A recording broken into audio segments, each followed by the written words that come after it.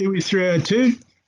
The general aim of this iwi hapu paper is to assess the performance of a whānau hapu or iwi, and then for you to develop a framework of objectives, goals, and alternative futures for the next 5 years, which will help you enhance the prosperity of your hapu or iwi. Prosperity, the term prosperity, in case you're not familiar with it, means health and wealth, and you need to assess the health and wealth of your hapu. You will assess cultural health and wealth and not financial wealth. A framework for alternative futures is available on Mudo. That's something you have to do for the next 5 years. So in 2021, 2022, 2023, 2024, 2025, you have to have strategies to enhance or to improve the health and wealth of your hapu. So your tasks for this paper are basically to survey 50 people of your hapu or iwi. So the first thing that you need to do is decide which hapu or iwi you're going to survey. On Mudo is available a copy of a survey questionnaire. Now, I know that not all of you can access Mudo or may not have the able to Mudo. I talked to a student earlier today who can't or is having difficulty. Send out that survey questionnaire, collate the data that you get back from the survey. Then you have to graph that data and give a statement of position and a statement of performance for each variable.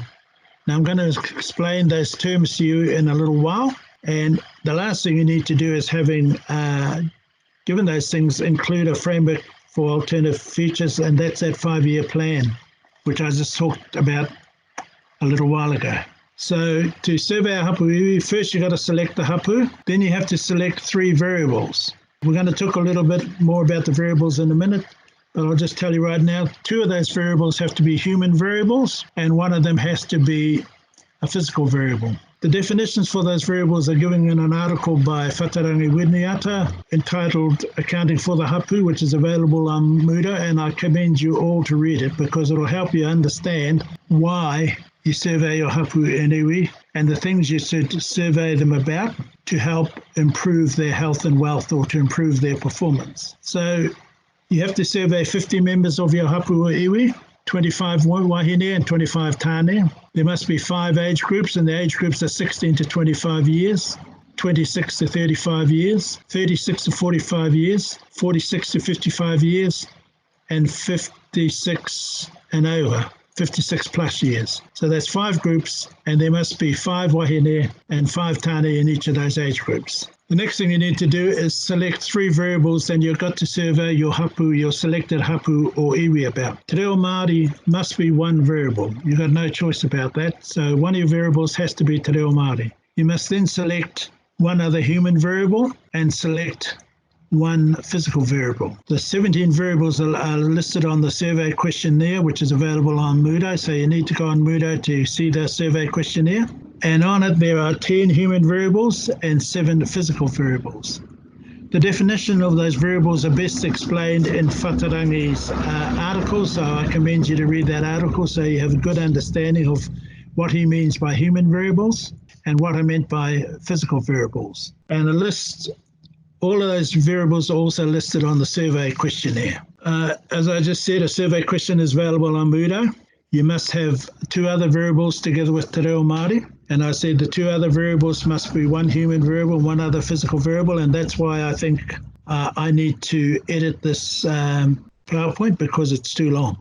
Any questions you add or change must be approved by your pukenga before you begin the survey. So please submit your survey questionnaire with your proposal, which was due on the 29th of March. A template for the proposals or templates for the proposal are available on Mudo. So again, you need to go, and I encourage you to go on Mudo so you know where you're supposed to be going.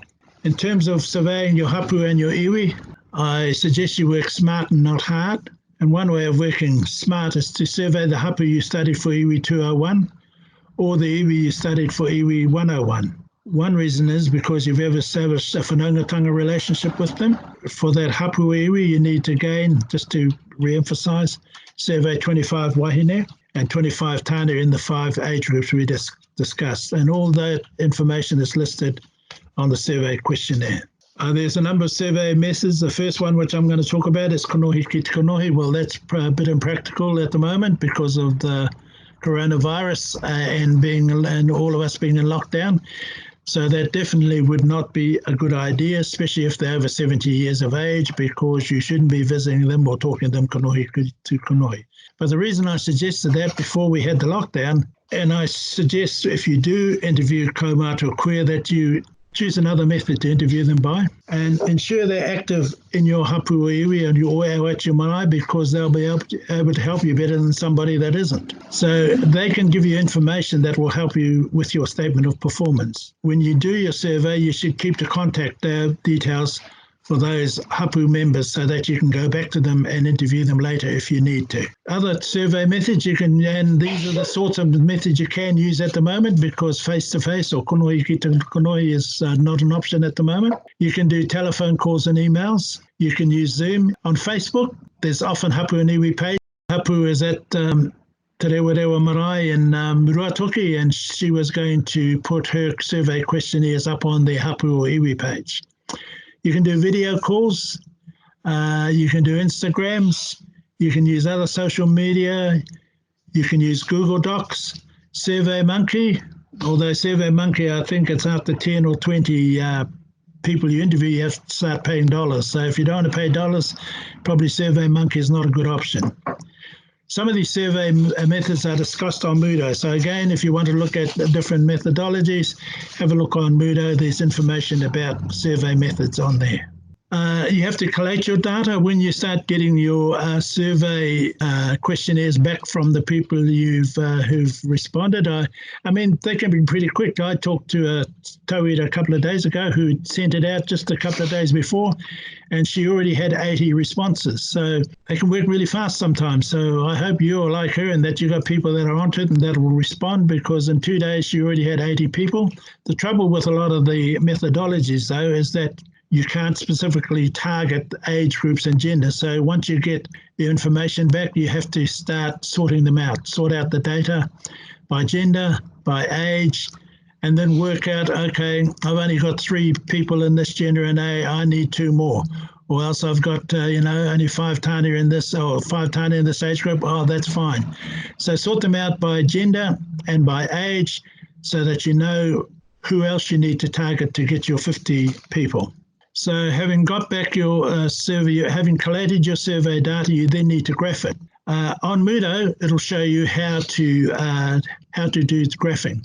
And when you survey the data, please use column graphs only, okay? Not pie graphs and not line graphs, column graphs. And I'm going to show you an example of in a minute. You must analyze the graphs to assess the statements of position for each variable.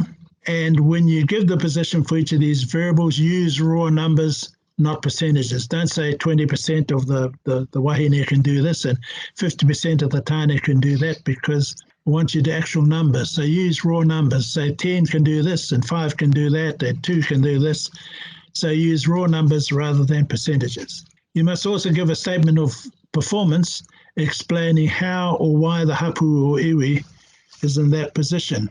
Okay, this is a picture of a column graph. It's a very simple graph, a graph about people that play sports. And if you look at the sports on the right-hand side that are listed there, the green column is about football, the purple column is about swimming, the yellow one is soccer, the brown one is ice hockey, and the blue one is baseball. Having done your graphing, you need to do an analysis. Now, this is going to be a simple analysis. I'll just give you an example. For example, if you look at the graph, you can tell that 3 people play football. 2 of them swim, 5 of them play soccer, 1 of them plays ice hockey, and 4 of them play baseball. When you do your graphing, your graphs are going to be a little bit more complicated than this, because you have to graph the variable and all the different responses you get by the age groups and also by gender. So you're going to have tāne, wahine, and the 5 different age groups. So this is a very simple column graph, but the graphs you produce will be a lot more sophisticated than this one. Statements of position. A statement of position for each of your variables, and you're going to have 3 variables. You can simply ascertain that from your graphs. And I'm going to give you an example. For example, if you surveyed 25 women about pātoko karanga, and 3 women in your survey replied saying they had performed a karanga at your marae, then your statement of position is 3 times pātaka o karanga. So it's very simple. Your graph and your data that you collate will tell you what the statement of position is. So in particular, in regards to this particular human variable, pātaka o karanga, your statement of position is 3 because 3 of the women that you surveyed say that they have done a karanga at your marae. So that's your position for that particular variable. You can also refine your analysis of pātaka o karanga by including the age groups and saying that one of the women is in the 16 to 25 years age group, and 2 of them are in the 56 plus years age group. So that's, rather than just saying, 3 can play soccer and 5 can play ice hockey, whatever, you can have a little bit more sophisticated analysis than the graph we just looked at before. Your statement of performance explains how or why the hapu or iwi have 3 pātaka o karanga today. Your statement of performance explains what happened in the past to make it possible for your hapu or your iwi to have 3 pātaka o karanga today. And that's why I said before it's important to interview knowledgeable kaumata or queer, kanohi ki te kanohi, but we've already agreed that's not an option at the moment. They may be able to explain how or why the hapu or iwi has 3 of those pātaka o karanga today. For instance, Rhino Ferris might have visited their marae and held a karanga wānanga, 4 or 5 years ago, and these were some of the people that were at the wānanga. That's just an explanation of how they might have got to that particular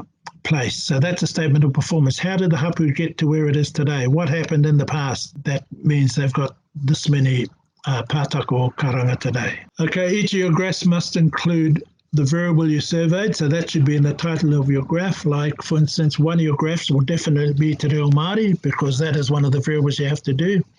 Another one could be, as I just explained, pātaka o karanga. But at the moment, we're just going to talk about te reo Māori.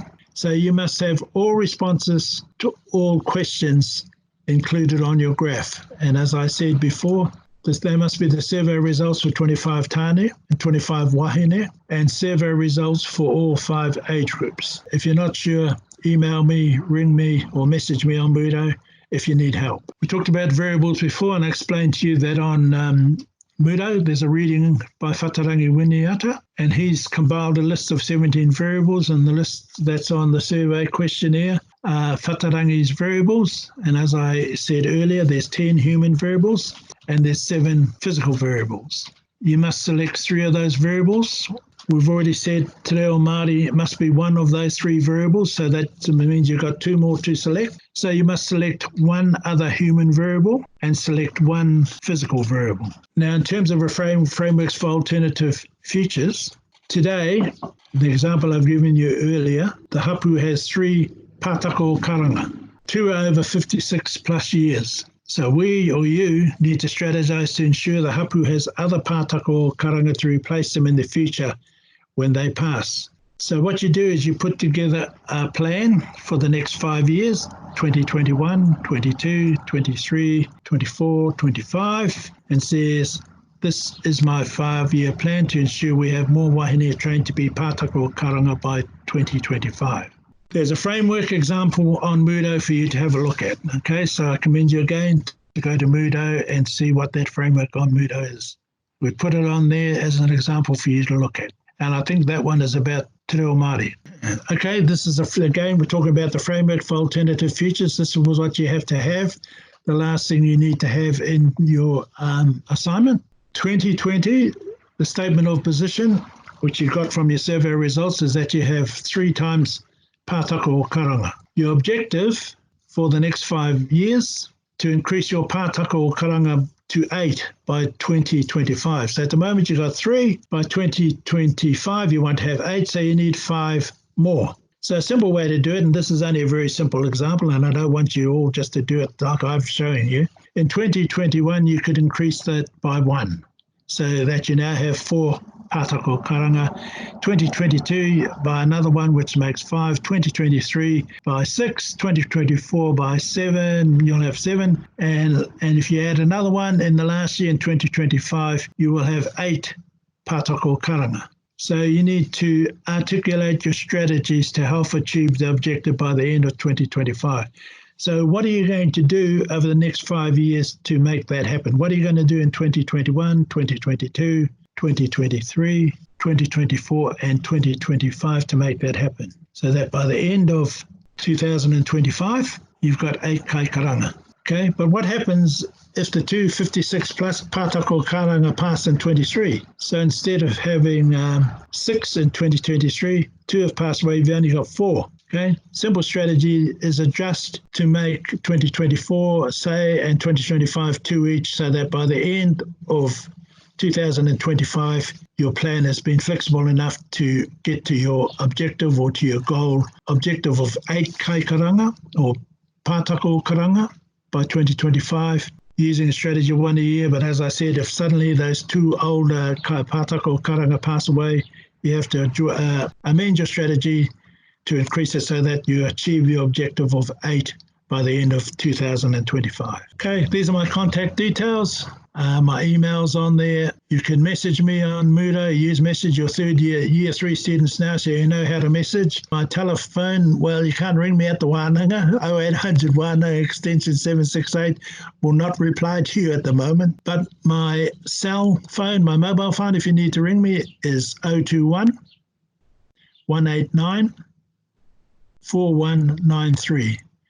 Okay, my mobile again, 021 189 4193. Kia ora. You can Zoom me if you want, but at the moment, I don't know how to Zoom properly. So if you know how to Zoom and you want to have a Zoom hui with me, send me a link and we can Zoom together.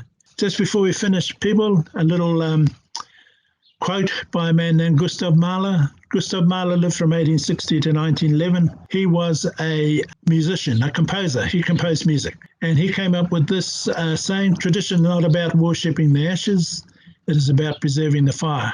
And by completing this assignment, you will be helping increase the performance of your hapu and iwi and ensure that in terms of the 3 variables you selected for the survey, you'll be helping preserve the fire.